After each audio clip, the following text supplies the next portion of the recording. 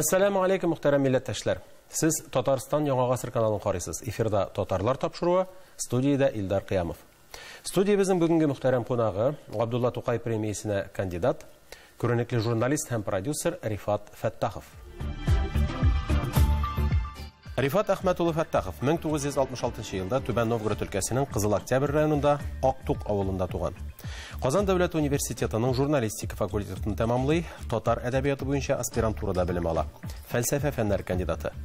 Мәгърифәт газетын оештыручыларның берсе һәм 1991-1998 елларда беренче баш мөхәррире. 1998-2014 елларда Татарстан һәм Идел журналларының баш мөхәррире. Күренекле татар җырчысы Рәшит Вахапов истәлегенә 2004 елдан башлап уздырылучы халыкара фестивальне оештыручы, проект авторы, продюсер. 2007 елдан Рәшит Вахапов исемендәге фонд директоры. Татарстанның һәм Россия Федерациясенең ат казанган мәдәният хезмәткәре, Муса Җәлил премиясе лауреаты. Рифат әфәнде, хәерле көн. Хәерле көн. Менә соңгы елларда, соңгы бер дистә елда Рәшит Вахапов фестивале дөнья буйлап атлап бара дип әйтергә кирәк. Хәтта Россия буйлап кына да түгел. Менә алга таба ул дәвам итәчәкме? Һичшиксез дәвам итәчәк дип уйлыйм, чөнки быел безнең фестивальгә 10 гына түгел 15 ел тула. Безнең быел юбилей елы. Без шул фестивальнең 15 еллык юбилеен зурлап, уллап билгеләп үтәргә җыенабыз.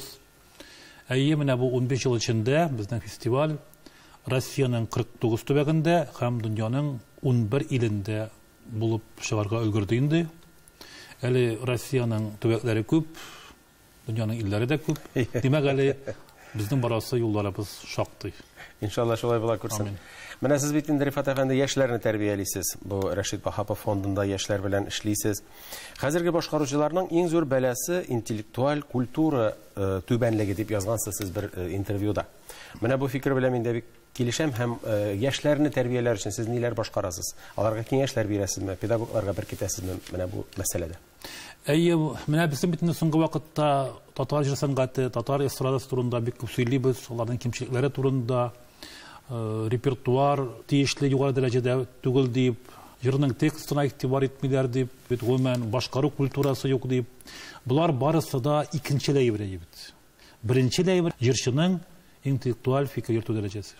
Әгәр дә җырчының дөньяга карашы түбән дәрәҗәдә була икән, ул индивидуаль шәхес түгел икән, һич югы шул юнәлештә омтылмый икән, әлбәттә аннан зур җырчы чыга алмый. Менә безнең бөек җырчыларыбызның алдыга җибет. Шул ук Илһам ага Шакировны алыйк. Ул бит бөек җырчы гына түгел, бөек галим, бөек философ та иде. Шул ук Хайдар Бигичевның язмаларын аның интервьюларын укыйк. Аның һәр бер җавабы афоризмга тиң дип. Һәр бер җавабы. Менә мин аңа бер вакыт сорау биргән идем. Эстрада турында ничек фикер итәсез дип. Ул җавап бирде. Мин аны бер вакытта онытмыйм. Эстрада ул әтәч кикриге сыман диде. Бер кызара, бер сүнә дип әйт. Ягъни менә мин Рәшит Вахаповның иҗатын һәм шәхесен бик озак еллар өйрәнгән кеше. Һәм мин аның бик төпле, бик тирән фикерле шәхес икәнен дә аңладым. Мин аның бер генә әйтеп калдырган сүзе бар. Җырчы тамашачы артыннан барырга тиеш түгел, тамашачы җырчы артыннан барырга тиеш дип әйткән ул бер җыелышта. Бу бит кабатлап әйтәм, безнең иң зур проблемаларыбызның берсе яшьләребезнең зыялылыгы, яшьләребезнең интеллектуаль дәрәҗәсе. Бу өлкәдә безгә бик нык эштисе бар. Бу, мәсәлән, моның тамырлары бик тирәндә. Бу шул ук мәктәпләрдә татар телен, татар дәресләрен тирәнтен өйрәнмәүдән дә килә. Бу безнең балаларны хәзер мустакил фикер йөртергә өйрәтмәүдән дә килә. Шуңа күрә җырчыларны әзерләү процессында моңа бик нык игътибар итәргә кирәк. Әлбәттә, без үзебез белән эшләгән яшьләргә моны каты итеп куябыз. Мәсәлән, мин үзем белән эшләгәннәргә иң төп таләп итеп аларга безнең бөек җырчыларыбызның биографиясын өйрәнүне куямый бит. Алар, мәсәлән, шул ук Вахапов, Бигичев, Шакировларны, Әлфия Абзалова турында менә китап чыкты. Аларны өйрәнүне, укуны, бит хәтта ки без кайбер очрашулар үткәрәбез. Бу теге имтихан түгел инде бит. Шул факта фикерләшәбез. Бу өлкәдә безнең продюсерлар да эшләргә тиеш, һәм әлбәттә безнең музыка укырларында да моңа бик тә игътибар итәргә кирәк. Әлбәттә, бик күп нәрсә булачак җырчының үзеннән дә тора. Әмма ләкин бу иң зур проблемаларның берсе булып кала бирә. Менә мин Марсель абый Сәлимҗановның күренекле режиссерыбызның бер фикерен шигар итеп алар идем бу өлкәдә, ул әйтеп калдырган. Артистның ничә китап укыганы үзе белән бергә сәхнәгә чыга дигән. Әлбәттә. Бик төгәл әйтелгән дим. Ә бит инде җырчы ул шул артист. Һичшиксез. Менә музыкаль театр турында да шактый гына бәхәсләр барды бит инде. Мин сезнең мәкаләләр, фикерләрегез белән дә таныштым. Менә без ул мәсьәләне шулай ук тузлап куйдыкмы инде? Ул шулай калып торамы, нишлибез? Тузлап куелмады дип уйлыйм. Чөнки ул бит көн кадагындагы мәсьәлә һәм ул бик актуаль булып кала. Ул мәсьәлә мин хәл ителер дип уйлыйм. Әмма ләкин без татар кай вакытта без бит теге яңалыкны бик авыр кабул итәбез. Шул. Милли театр ул безнең өчен инде тамашачы өчен бик зур яңалык та түгел. Әйтик, шул ук Салих Сәйдәшевләр, Кәрим Тинчуриннар заманында аларның бит әсәрләре шул милли театр, музыкаль театр инде ибез. Сәйдәш, Тинчурин драмалары, музыкаль драмалар, алар музыкаль театрның нигезе бит инде, ал шартлары. Безнең милләтне саклап калуда һәм милли мәдәниятне үстерүдә музыкаль театрның роле бик зур ибез, бик зур. Әлбәттә, опера театры ул бик зур дәрәҗә сүздә. Ул бит инде сәнгатьнең иң югары баскычы. Әлбәттә. Әмма ләкин безнең татар өчен музыкаль театры күпкә якынрактыр дип беләм мин. Менә аның әлбәттә тамашачысы да булыр иде бит. Аның бит иң мөһиме безнең музыкаль театрда эшләргә сәләтле, әмма ләкин бүгенге көндә эт типкесендә йөргән бик талантлы яшьләребез бар бит. Яшьләребез бар. Алар эш мәйданы булыр иде. Менә бик күп дип әйткән сүзгә бераз мин теге искәртмә кертәсем килә. Талантлар бит гадәттә дулкын килә бит. Менә без шул дулкынны тотып алмасак, ул икенче дулкын килмәскә дә мөмкин. Безнең менә бер бик зур дулкын килде талантлы яшьләребез. Шул консерваторияны бетерде, музыка училищесын бетерде. Алар бүгенге көндә музыка театрының менә дигән әзер труппасы бит. Безгә бер кайда эзләп торасы юк. Безнең бик зур милли мирасыбыз бар. Шул ук Салих Сәйдәшев әсәрләре, шул ук Музаффаров әсәрләре, шул ук Нәҗип Җиһановның лирик опералары. Төрки дөнья классик. Әлбәттә. Аннары безнең бит әле үзебезнең бүгенге көндә талантлы яшь композиторларыбыз бар. Аларда бит теге ихтияҗ булмагач кеше бит иҗат итә алмый бит. Мин бу мәсьәлә хәйтер дип уйлыйм, чөнки моннан беренче еллык без Рөстәм Нургач Миннихановта булган идек. Һәм мин аның каршында мәсьәләне күтәрдем, һәм хәтта хат та яздым. Ул хатта президентыбыз бик матур резолюция язган иде. Музыкаль театр төзү буенча тәкъдимнәрегезне кертегез дип. Бу инде төптән уйлаганда президент моңа риза дигән сүз бит. Бу хәзер инде әлбәттә җитлеккән мәсьәлә, моны безнең югары җитәкчелегебез аңлый дип уйлыйм. Моны безнең Мәдәният министрлыгы да аңлый дип уйлыйм. Хәзер инде аның юлларын гына, конкрет практик юлларын гына хәлитәсе калды дип. Бу көн үзәгендәге безнең бүгенге көндәге музыкаль сәнгатебезнең иң авырткан җире һәм ашыгыч төстә хәлитәсе урыны. Менә үзегезнең авылдашыгыз күренекле җырчы Рәшит абый Ваһаповка яңадан әйләнеп кайтык әле. Фестивальләр, аның исемендәге фестивальләр шаулап гөрләп уза тора. Әле бит фестиваль үзе бер хәл, сез аны мәңгеләштерү буенча 2 китап та чыгардыгыз. Шактый саллы хезмәт. Һәм заман контекстында менә Рәшит Ваһапов шәхесен куеп шушындый кызыклы гына мәсьәләләр күтәрдегез. Үзегез аның мирасын өйрәнгәннән соң инде шактый еллар өйрәнәсез бит. Үзегез өчен нинди сабаклар алдыгыз? Шәхес һәм җәмгыять турында. Иҗади шәхес турында. Әлбәттә, менә мин теге соңгы елларда Рәшит Ваһаповның түгел, гомумән минем хәзер бик зур теләгем бар. 3 бөек җырчы турында бер фәнни публицистик хезмәт язу. Рәшит Ваһапов, Илһам Шакиров һәм Хайдар Бигичев. Чөнки без теләбезме, менә безнең бу линия, бу сызык бара безнең җыр сәнгатендә. Ваһапов, Шакиров, Бигичев линиясы. Ул бар, ул ярылып яткан линия ул бит. Ул шун миллилек линиясы, югары профессионаллык линиясы бар. Һәм менә мин бу 3 бөек җырчыны шактый беләм инде әлбәттә. Бәлки күбрәк белмимдер бит, чөнки өйрәнгән саен ачыла бара. Әлбәттә, беренчедән минем дөнья карашымны бик нык үзгәртте буларның, бу шәхесләрнең иҗаты белән өйрәнү, аларның шәхесләрен өйрәнү. Хәтта ки мине теге кеше буларак психологик яктан да бик нык үзгәртте.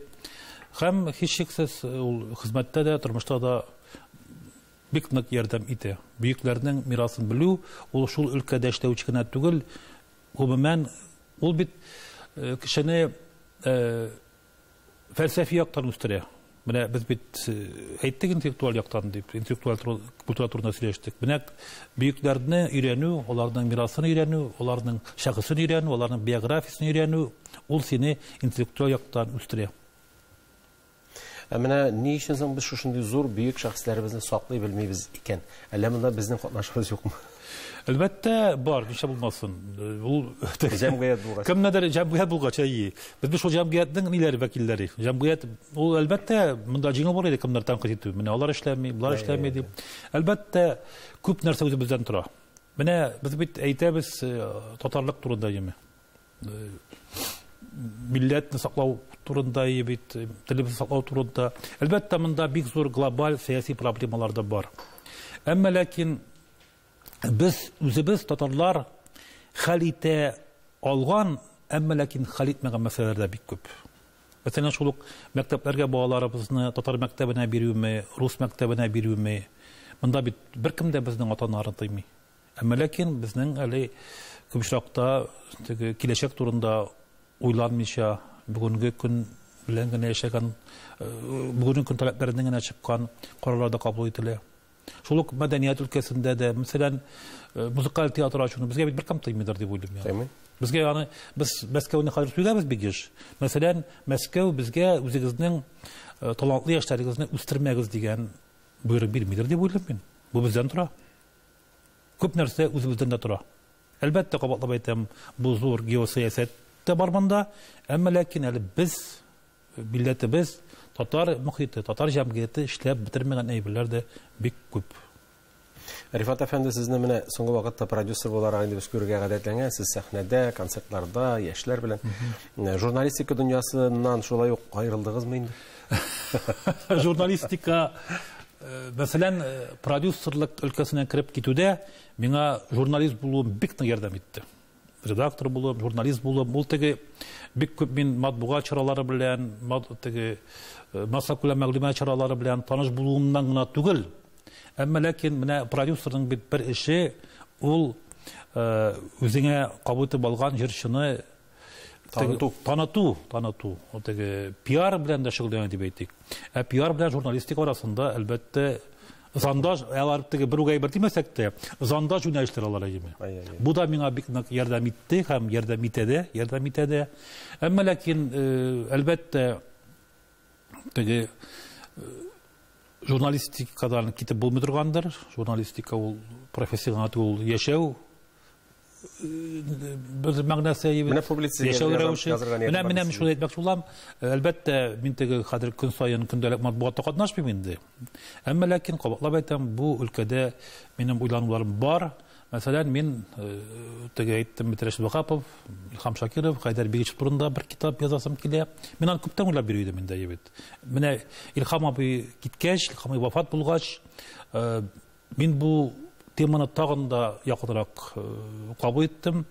Ул бит теге әле булган әйбернең кайвакта кадерен дә белмибез. Менә Илһам абыйның киткәнен әле бик узак түгел, әмма барыбер аның юклыгы бик нык сиздерә инде. Ул без нинди зур фаҗига икәнне без инде бүгеннән үк аңлый башлыйбыз. Әлбәттә, без еллар үткәч тагын да аңларбыз. Мәсәлән, Хайдар Бигичевны югалту татар халкы өчен нинди зур фаҗига икәнен без инде аңлый башладык. Әмма еллар үткән саен ул тагы да аңлашыла. Чөнки бүген безнең Хайдар Бигичев дәрәҗәсендәге җырчыбыз юк. Һәм ул кайчан булыр әле билгеләр түгел. Шулай Илһам абый белән дә, башкалары белән дә шундый хәл. Бу бер, икенчедән, мәсәлән, продюсер өлкәсендә дә минем күп тәҗрибәм бар.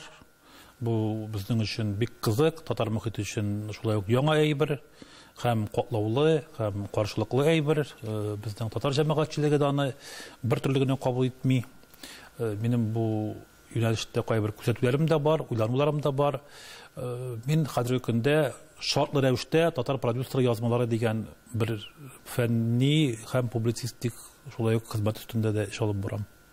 Шуннан да менә мин сезне бик еш күрәм концертларда, чараларда, бәйрәмнәрдә бу продюсер эше буенча шулай кирәкме, әллә үзегезгә бик кызыкмы? Сез һәр заман сулышын туеп яшисез кебек. Икесе дә бар. Берсен дә калдырмыйсыз. Әлбәттә, мин кайбер концертларга барам, мәсәлән, Казанга килгән Мәскәү җырчыларының концертларына барам.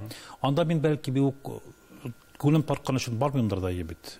Әмма ләкин мин менә шул продюсер буларак уларны профессиональ яктан өйрәнер өчен барам, күзәтер өчен барам. Әлбәттә, тәҗрибә туплар өчен барам. Чөнки алар телевизорны күп яктан бирәктә технология җәһәтеннән бездән алданрак баралар. Моны яшерен батырын түгел, күп нәрсәләрдән өйрәнергә була. Әлбәттә, үзебезнең милли театрларга, милли концертларга җан сусавын басар өчен дә барасы инде сүздә юк. Әмма ләкин ни кызганыч, менә эшнең кай вакытта күп булуы, бик барасы килгән чараларны да кай вакытта читтә калдырырга мәҗбүр итә. Вахапов фестиваленең конкурсы бик уңыш белән эшләп килә. Яшь башкаручыларны барлыйбыз. Анда бит инде Шырын Батырын түгел, 100дән 1 чыгарга мөмкин яхшы игътибар итәрлек җырчылар, артистлар, башкаручылар. Менә фестивальнең төп максатын сез нәрсәдә күрәсез? Шушы конкурсның дип әйтәсез. Безнең конкурсның төп максаты без беренче көннән үк куйдык. Без бит 2004 елда фестивальне башлап җибәрдек. Безнең әлбәттә бер максатыбыз Рәшит Вахапов исемен кайтару иде. Һәм икенче максатыбыз 2004 елда башланды. Бу безнең татар җыр сәнгате өчен, татар эстрадасы өчен бик авыр кара еллар иде. Чөнки без татар милли мирасыннан читләштек бит. Бу 2000 еллар бик авыр, бу көче чоры бит инде бит. Демократия дип, үзгәртеп куру дип, теләсә нәрсә эшләргә ярый дип, безнең сәнгатьтә дә эстрада ул күренде. Һәм кабатлап әйтәм, репертуар мәсьәләсенә бөтенләй игътибар итмәделәр. Попса дигән әйбер бик нык үтеп кирде. Алай гына түгел, фонограмма дигән бер күренеш бәреп кирде без татар эстрадасына. 2004-2005 елларда әйтик, без фестивальне эшләп башлагач, ул кайбер концертта катнаштыгыз. Без мәсәлән опера театрында куйдык таләп, бер генә кешедә фонограммага җырламый дип. Әмма ләкин кайбер җырчылар хәтта реклама кертсәләр дә башлатырга мәҗбүр булдылар. Гәрчә 80-не уздырган Фәридә Кудашева үз тавышына чыгып берласа да. Менә бу мин монда мактану булыр инде бәлки. Тамашачы гафу итәр. Без бу фестиваль белән күпме дәрәҗәдә үзгәреш кертә алдык дип уйлыйм бит. Аннары без яшьләребез белән чыгып киткәндә, мәсәлән, шул Фьюз Кахиров белән чыгып киткәндә, без бары тик югары классиканы башкару һәм халыкның милли җәүһәрләрен башкару максатын куйдык. Бу үзенә күрә бер яңалык та һәм ачышта иде, чөнки безнең тамашачы инде аннан читләшеп бара иде.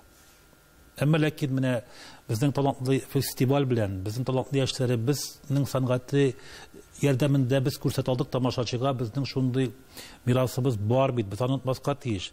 Һәм аларны югары дәрәҗәдә башкарып булганлыгында тамашачыга җиткерә алдык дип уйлыйм. Дәнәк шушындый фикердә. Инде менә сез бит Түбән Новгородта туып үскән егет һәм Казанда Түбән Новгородларның якташлык җәмгыятендә җитәкчесез. Алар белән элемтәләрне тута аласызмы? Ниндидер чаралар үткәреләме? Шулар хакында да бераз. Якташлар белән без элемтәне тутабыз. Безнең мәсәлән Түбән Новгород татарлар конгрессы бар. Безнең район җитәкчелеге шулай ук бик милли җанлы. Без алар белән көн сайын булмаса да, көнралаш дигәндәй сөйләшеп торабыз. Менә кичә генә без районның хакимият башлыгы белән дә сөйләштек. Туган ягыбызда шулай ук милли мөхитне тудыру үстерү буенча шактый эш бара. Мәсәлән, иң зур казанышларыбызның берсе соңгы еллардагы без район үзәге Уразавылда Рәшит Вахапов һәм Хайдар Бигичевка һәйкәл куя алдык. Әлбәттә, безнең республикабыз, хөрмәтле президентыбыз Рөстәм Нургалиевич Миңнеханов бик зур ярдәм итте. Соңайында һәйкәлне ачу тантанасында үзе дә кайтты. Бу Рәшит Вахапов һәм Хайдар Бигичевның исемен мәңгеләштерү ягыннан бер зур адым булса, бу бер. Икенче яктан, бу менә милләтне саклап калу җәһәтеннән бер бик зур адым булды. Чөнки безнең хәзер Вахапов һәм Бигичевка һәйкәл безнең туган ягыбызда иң зур, иң кадерле бер урыннарның тарихи, мәдәни урыннарга әйләнеп бара. Мәсәлән, хәтта шул дәрәҗәдә бу урын кадерле, безнең гаилә курып җибәрүчеләр, яңа никах укытучылар, загыстан соң барып чәчәкләрне шул Вахапов һәм Бигичев һәйкәленә салалар. Һәм бигрәк тә җәй көне ул һәйкәл янында шулкадәр халык күп, яшьләр бик күп. Алар бит уйланалар, бәлки алар Вахап белән бик ишетмәгәннәрдер дә бит. Алар уйланалар. Аларда горурлык хисе уяна. Менә мин балалардан сорыйм бит. Кайвакытта кияләр ди Мәскәүчеләр бит. Рәшит Вахап дигән бәлки уйнарда тотарда интернеттан карыйлар бит. Хәзер бит интернет бар. Интернеттан карыйлар. О, бар икән. Безнеке икән дип бит. Бу аларда әлбәттә милли горурлык хисе уята. Ә милли горурлык хисе, менә безнең бөек Илһам абый Хаман әйтә иде, кабатлы иде. Кешедә милли горурлык хисе бармы? Димәк, ул шул милләтнең вәкиле булып саклап кала дип. Безнең иң төп бу казанышыбыз дип уйлыйм. Менә шул һәйкәлләр аша без яшьләребездә, якташларыбызда үз халкы белән, үз милләте белән, үз туган ягы белән милли горурлык хисен уяту юлында зур адым ясый алдык. Рифат әфәнде, менә шушы без сөйләшкән киң кырлы музыкаль продюсерлык эшчәнлеге быелгы Габдулла Тукай премиясенә тәкъдим ителә. Менә үзегездә нинди фикерләр? Бу сорауга бит ничек җавап бирергә тиеш. Әлбәттә, безнең 15 еллык хезмәтебез бар.